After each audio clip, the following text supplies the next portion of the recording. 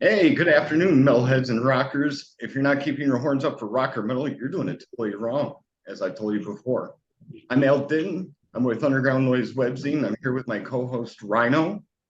And also today, this is webisode number 118, and I've got the pleasure of interviewing Oz from the band called Ferentes Tenebris. Did I say that correct? Yeah, it's actually pronounced like Latin. It's Ferentes Tenebris, but yeah, I mean it's fine. Ferentes Tenebris is it's totally fine. Okay. The first question I would like to ask you, Oz, is what does that translate to in English? All right, so that translates to those who bring the darkness. That's an interesting name. Yeah, Yeah, it's really unique because there's so many bands out there with so many different names, and there's one has to think about it and say, how do they come up with this stuff? yeah. Well, it was actually Mario Lestat's idea. He's the guitarist for the band and pretty much the main composer of it too.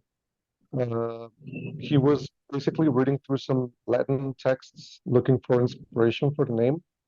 And then he came across those two words, Ferentes Tenebris, and he decided, hey, that sounds pretty fucking metal. And also, it sounds pretty good for what I want to do in the band. So that's how it came to be. Yeah, you guys have a very unique sound. One minute you sound like Opeth, the next minute you sound like Immortal or Gorgoroth. Oh, oh man, that's such a nice that's got such a nice ring to it when you say it that way. Well, I'm only Yeah, being honest, man. That's how I hear your music. And sometimes to me, it sounds a little bit like, well, honestly, it sounds a little bit like Burzum, although I'm not really a Burzum fan. Um, yeah. what bands would you say help influence your sound? Yeah, definitely the ones you mentioned are included in our influences. Like definitely we had some Opeth colors here and there, some Immortal colors here and there, but we also borrow a lot from Dissection. We also tend to borrow a lot, or well, I'm not really sure if borrow is the right word for what we do with our progressive rock influences from the 70s. Um, but we have a lot of that going on as well. But when it comes to metal, like Opeth, Immortal, definitely, Dissection, definitely. Uh, we're also very influenced by Death, rest in peace, Chuck Schuldiner, and yeah, many other bands. Yeah, Chuck was the man, wasn't he? Yeah, definitely. Such a nice guy and such a badass composer, man. Oh my God. Every Death album is just a masterpiece. Absolutely. What would you say is your favorite Death album? For me personally, it's Individual Thought Patterns and also The Sound of Mm. Perseverance. Oh yes. Oh my God, yes. Yeah, Individual is very good album. Sound of Perseverance is one of my personal favorites as well. I would also include Symbolic for me. Oh yeah. Like that was the first Death album that I listened to, and it just blew my mind like immediately. Yeah, that's definitely a nut grabber. Kind Yeah, definitely, yeah. of tugs on your nuts a little bit, like, hey, we're gonna beat you up a little bit like a speed bag, you know? I mean, that album right there is excellent. Same with Leprosy. Anything that Death's ever created is amazing. Yeah, it definitely is amazing. Up to this day, like you listen to a lot of their songs and it just sounds so fresh, man. Like so current, like what they did at the time was, I dare say, unparalleled. Um, yeah, it's a very nice band. And yeah, we're very proud to be influenced by them. That's so cool. I was listening to your latest single. I can't remember the title of it. All I know is it has the word sorrow in it.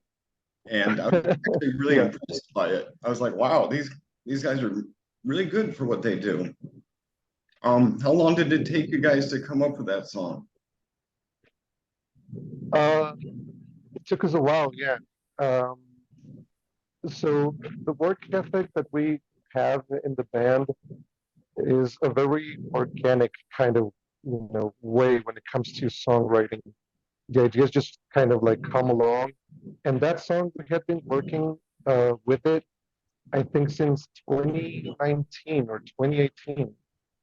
but we really didn't know what to do with it until the pandemic hit. Um, we were not really seeing each other at the time. We were not rehearsing at all. But then it came to us like, hey, we got this song, so we can work that song in when we're not seeing each other. You know, we can record our parts. We can see, you know, how it blends, and you know, just waiting to see the result of it. And pretty much we worked through it like all the way through 2020 and 2021. In around 2022 is when we started to record the vocals finally, you know, at a recording studio. And yeah, I mean, it took a while, as you can see. We had that song ready, like, you know, almost a year ago. We decided to release it this year that we already felt everything just like, you know, was set into place. Yeah, you guys have a very nice, solid sound. You know, it's crisp, it's clear.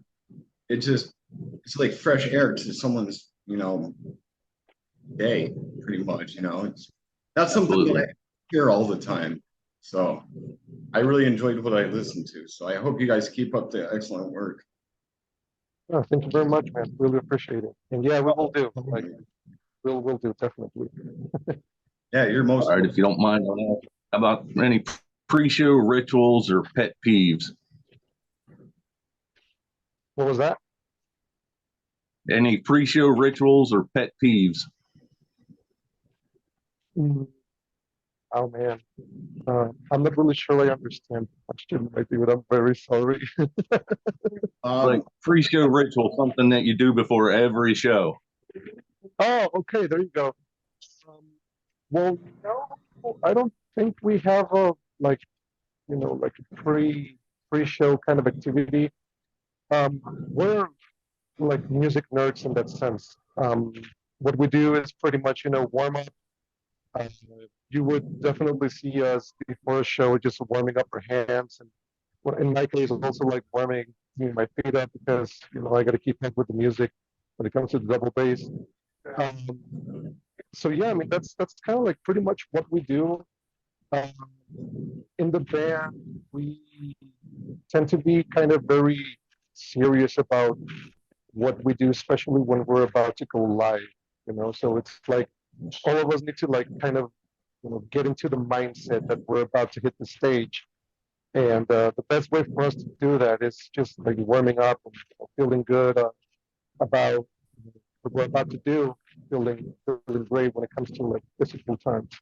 And yeah, like once we hit the stage, it's just I don't know, it feels strange. Um, the way that I would say, the least in my personal experience, is that I'm just when I feel like a regular guy while I'm not on stage, but once I'm on stage behind the kid, I just feel like a Hulk, you know, smashing everything. I just feel like a different person. So yeah, I mean, that's pretty much what we do before we go on the show. With that, can you tell us about your kit? Yeah, what kind of Ah, drum? sure. Sure. Well, the drum kit that I own, it's nothing really that fancy. It's a Pearl export kit. It's one of the re-editions for export. Um, it's a four-piece kit. Yeah, it's a four-piece kit, a five-piece kit. Yeah, but I mean, I have two air toms, one floor tom. I do arrange one of the air toms to be like my primary floor tom, and the floor tom like my secondary floor tom. Uh, my kid, maybe it's not that big on you know the shell pack, but I think I kind of compensate that with the cymbals. I use double china. I have a 16-inch china on the left of me, an 18-inch china on the right of me. I have two crashes, a 17-inch and an 18-inch. I have a 21-inch ride. I have a stack, which I kind of, you know, came up with. I had this used up cymbal that I bought from a friend. So I took it to a workshop so they could modify it. They put some holes in it, and I used that one as the top part of the stack.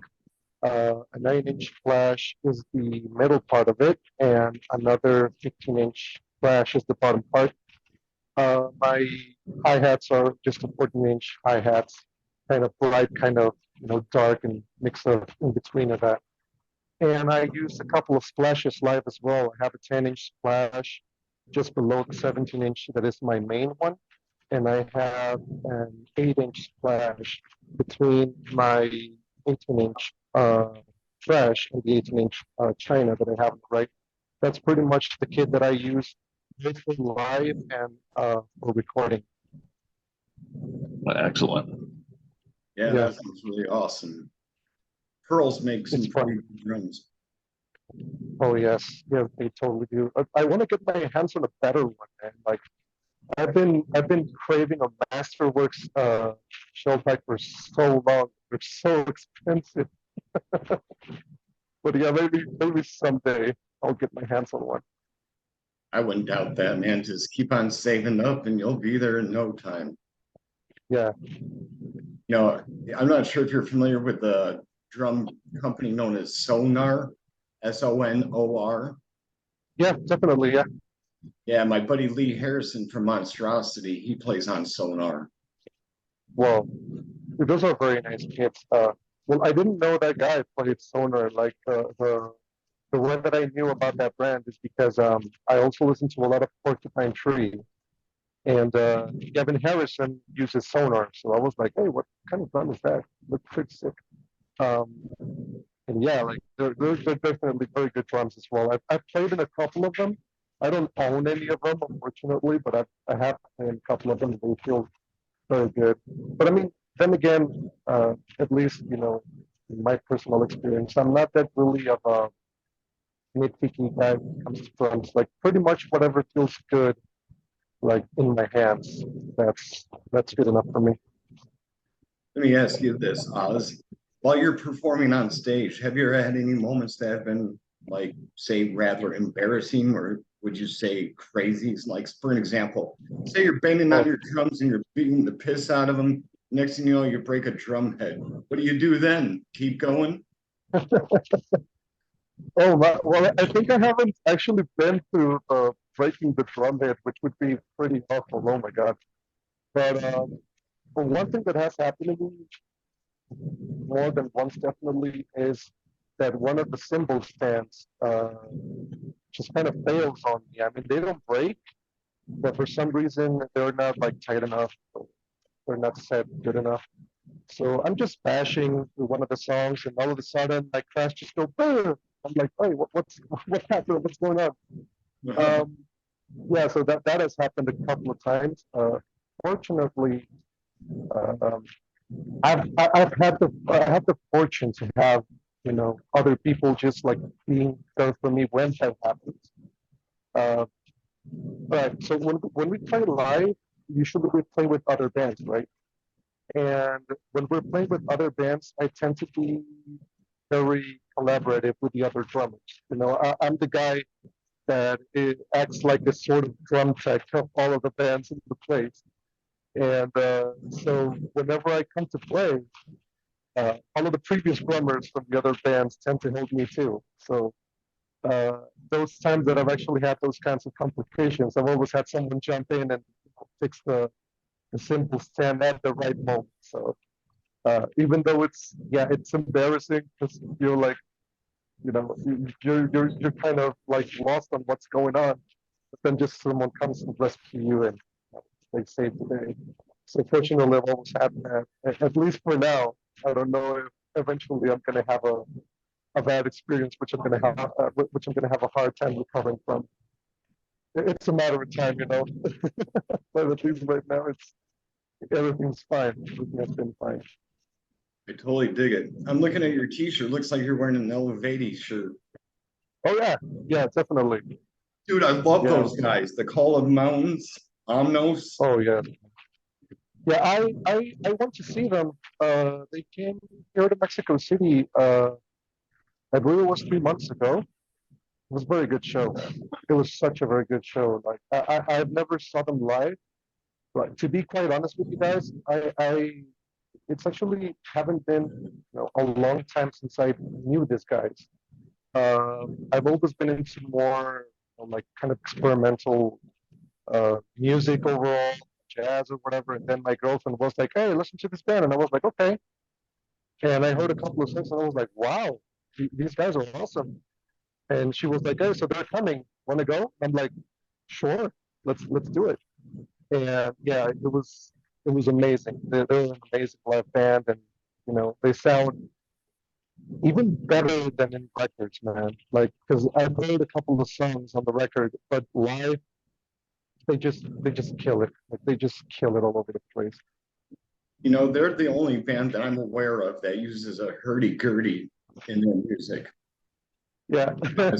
Speaking of different instruments, um, are you fluent on any other instrument other than drums? Yeah. So one of the things that a lot of folks don't know about me is that I didn't start off as a drummer. If anything, the drums are the instrument in which I have less years playing on. The instrument that I started with was vocals, basically. I primarily started as a vocalist around 2006, I believe. That's when I started. And eventually the drums came around 2014. But I've also, had some classical guitar studies. I studied in a music school here in Mexico City, 3 years. I mainly grabbed the guitar because I needed something to compose, and I don't really feel comfortable doing it at the piano, which is kind of weird, especially considering that I play a rhythmic instrument, and the piano is like a rhythmic and melodic instrument. But I don't know. I guess I have to, maybe kind of get more familiarized with it. But yeah, like those are like my three main instruments for now. Vocals, guitar, and drums. Yeah, you got, like I said before, you guys have your own unique sound, and I was really mind blown by it. Like, wow, these guys sound like they're gonna go places, man. I really hope you guys do. Oh man. Yeah, let's hope so, man. Fingers crossed. Oh my God. Yeah, I mean, the band is just filled with. I mean, this might come off as a little biased, because they're not just my bandmates. Like we're very very good friends, aside from the band. Um, but they're just so talented, man. I mean, Mario Lestat, for example, that guy went to the same school that I went to, but he went like many many years before I did. And dude, like he's definitely the best guitarist that I've had the honor to work with. Uh, Andres, or Wachi as we call him by his nickname, that guy is such a cool guy, and he also comes up with very nice ideas. He has like this sort of like thrash death metal, Swiss death metal, melodic death metal influences. So whenever he comes up with something, it's just like powerful and crunchy, but also like very very melodic. Um, Natalia, who's like the vocalist for the band, she's not only like a very very nice person, but she's also like a very very talented person as well. Like her growls when she auditioned for the band the first time, like we were blown away by her performance, and eventually it turned out she was not only an amazing vocalist, but she's also an amazing artist. She's the one that made the illustration for the cover of the single. She made the illustration for our EP. She was the one that made the lyric video. All of the drawings that you see there, like most of them are from her creation. She was a very, very talented human being overall. And Bruno, which is who's like the very, very like the most new member in the band.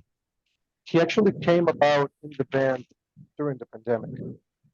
When we were working through that single, we lost our bass player because he left the band like a couple of weeks before the quarantine started.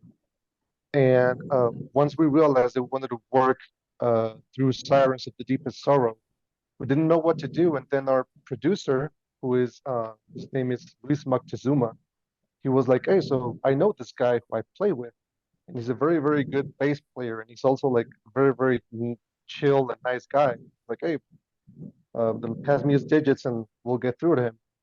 And immediately he started working with us, and like his performance to the song was like amazing.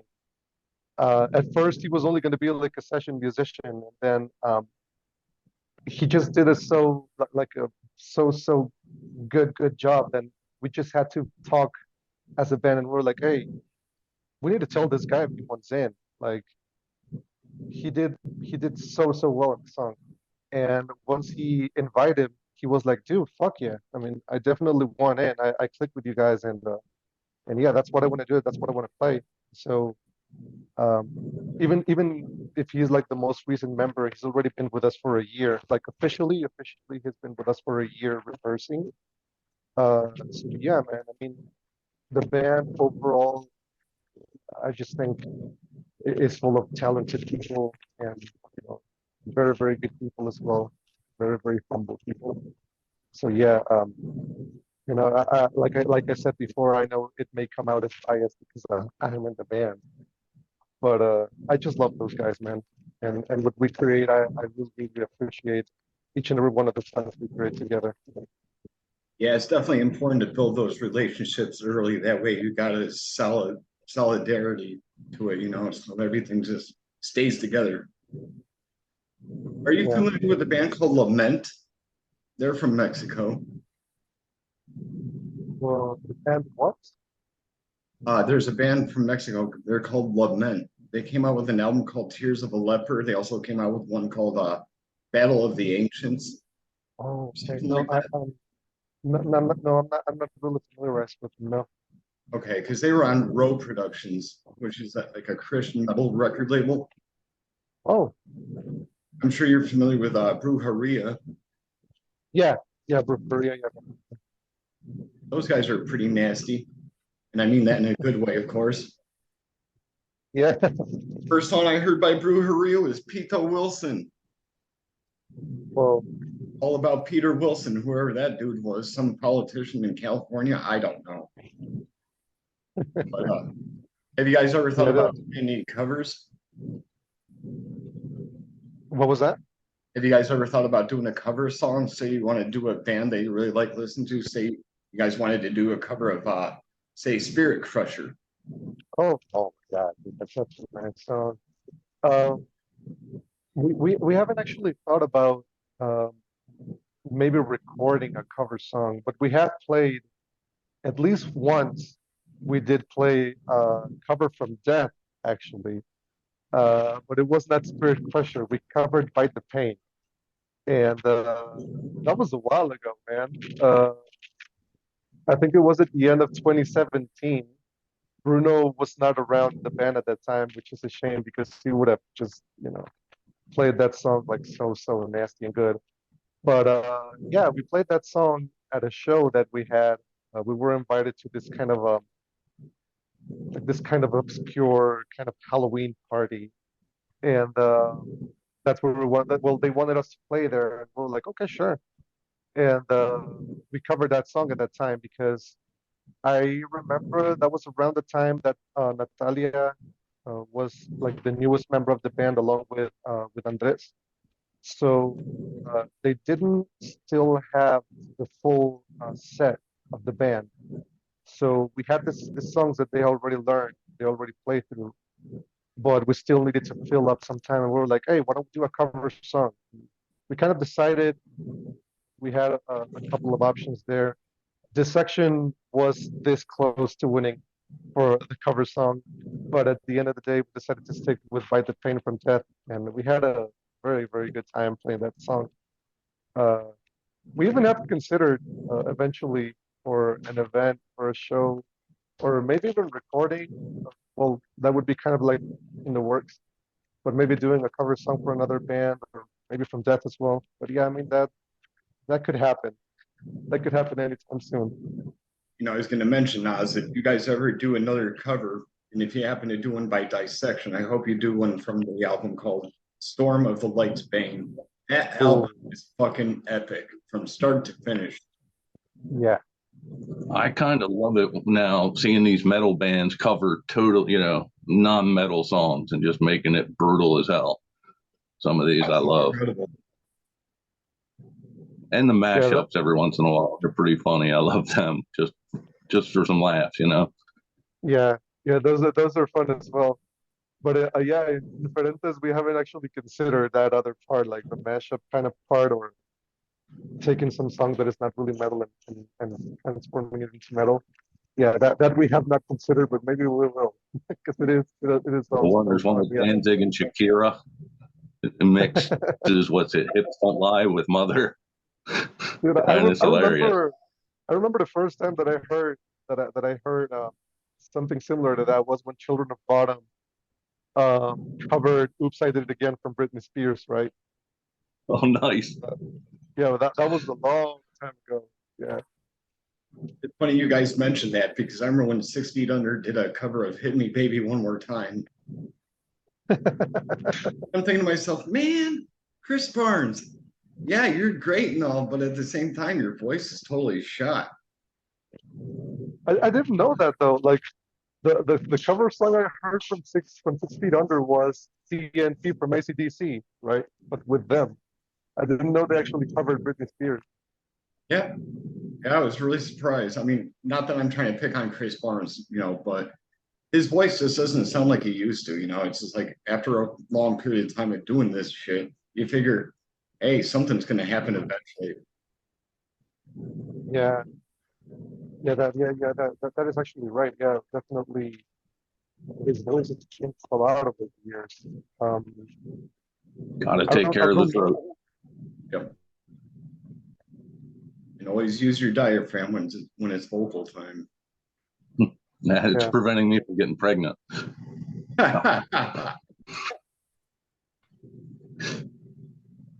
Well, Oz, we've only got a few minutes left here this afternoon, but what would you like to say to your fans that might be listening? Well, as always, if any of you guys are out there, thank you very much for tuning in to this interview. We appreciate every bit of support that we can get from our fans or our future fans if we're lucky enough to get to you guys. And also, like, thank you guys for the interview. Thank you very, very much to give us this space to talk a little bit about ourselves, a little bit about the band, and a little bit about myself. I really, really appreciate that as well. And we have some future plans coming up. At the end of this year, we are going to hit the studio again because we are going to record our first album, our first full-length album. Because we have a demo recorded in 2016. We have the EP recorded in 2019, our newest single released this year. But we feel ready to finally release our first full-length album. So if you guys want more news on that, I encourage you to follow us on our social media platforms. You can find us on Facebook, on Instagram.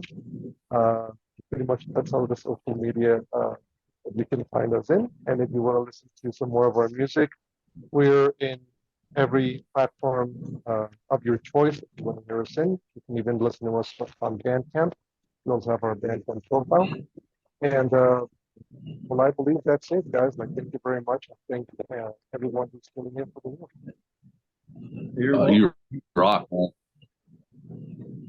Yeah, like I said, you guys have such a solid sound that not too many bands have that nowadays. It's like they're lacking something. Originality, I guess. That's a lot of Brain cells. and that too. Too much pot smoking.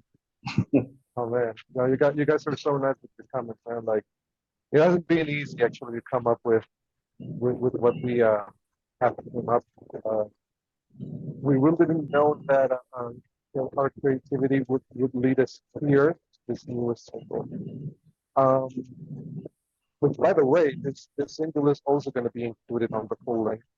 But we're not sure if all of the songs on the album are going to be like this one specifically.